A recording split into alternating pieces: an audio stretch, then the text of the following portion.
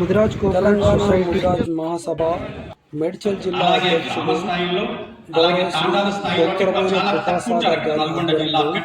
Mudiraj cooperative society corporation limited Telangana ప్రభుత్వం శ్రీ బుర్రా జ్ఞానేశ్వర్ గారిని మరియు మక్తల్ ఎమ్మెల్యే వాకిటి శ్రీహరి గారిని ఘనంగా సన్మానించడం జరిగింది.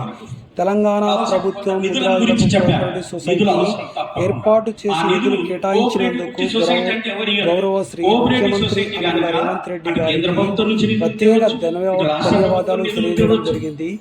ఈ కార్యక్రమంలో పాల్గొన్న వారు తెలంగాణ ముదిరాజ్ మహాసభ మేడ్చల్ జిల్లా జాయింట్ సెక్రటరీ పోగల రవీంద్ర ముదిరాజ్, తెలంగాణ ముదిరాజ్ మహాసభ జవహర్నగర్ మున్సిపల్ కార్పొరేషన్ కమిటీ అధ్యక్షుడు సోమా నరసింహరావు ముదిరాజ్, రొయ్యల కృష్ణమూర్తి ముదిరాజ్, కాసుల రవి ముదిరాజ్, మాచర్ల సాయి కుమార్ ముదిరాజ్ మరియు తదితరులు పాల్గొనడం జరిగింది. ఫస్ట్ కొంతవరకు మన సంఘాలకి ఆర్థికంగా సహాయం అందించాల్సినటువంటి అవసరం.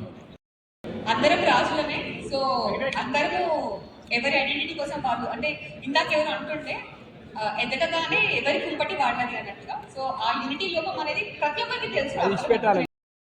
మనంతా కూడా ఒక స్టేజ్ పై కూర్చోబెట్టి భవిష్యత్ తరాల్లో ఏ విధంగా ముందుకు పోదామనే ఆలోచన వచ్చిన జ్ఞానేశ్వరన్నకు దాన్ని ప్రాక్టికల్గా ఇంప్లిమెంట్ చేస్తున్నటువంటి కార్యవర్గానికి జనరల్గా మనమంతా మాట్లాడటమే ముందు కనిపిస్తాం, కానీ దీని వెనుక ప్రక్రియ చేయాలంటే కొంత కష్టంతో కూడుకున్న పని.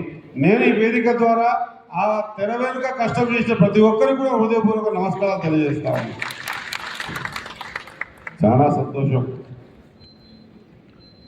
ఒక మంచి ఆలోచన విధానంతో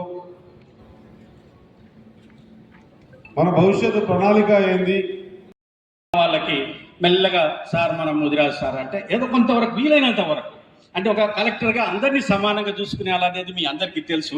అయినా కూడా నా మనస్సాక్షిగా ఈరోజు సభాముఖంగా చెప్తున్నాను, చాలామందికి నేను హెల్ప్ చేశాను. అది ఆ ఫీలింగ్ తోటే ఉన్నాను. ఒక జిల్లాలో నేను పనిచేసినప్పుడైతే నారాయణ గారికి తెలుసు, వారికి నా పక్కనే ఉండేవారు, నాకు చాలా మిత్రుడు ఆయన. ఒక పక్క నన్ను బాగా మోటివేట్ చేసేవారు. ఏం చేస్తున్నారు సార్, మనోళ్ళకి ఏమైనా చేస్తున్నారా లేదా, మీరున్నారు మేడం ఉన్నారు ఏం చేస్తున్నారు అని అడిగేవాడు. ఆయన వల్ల కూడా చాలాసార్లు నేను మోటివేట్ అయ్యాను.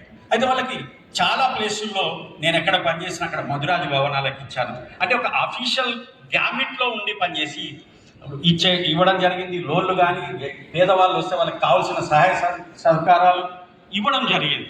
ఈరోజు ఆంధ్రప్రదేశ్ నుంచి కూడా ఈరోజు ఏదైనా మన సందర్భం పండుగలు వస్తే నాకు ఫోన్ చేసి చెప్తారు మన వాళ్ళు. అంతటా కూడా హెల్ప్ చేయడం జరిగింది. మధ్యలో అందరూ చప్పట్ల మధ్యలో వెల్కమ్ చెప్పాలని కోరుకుంటున్నాం.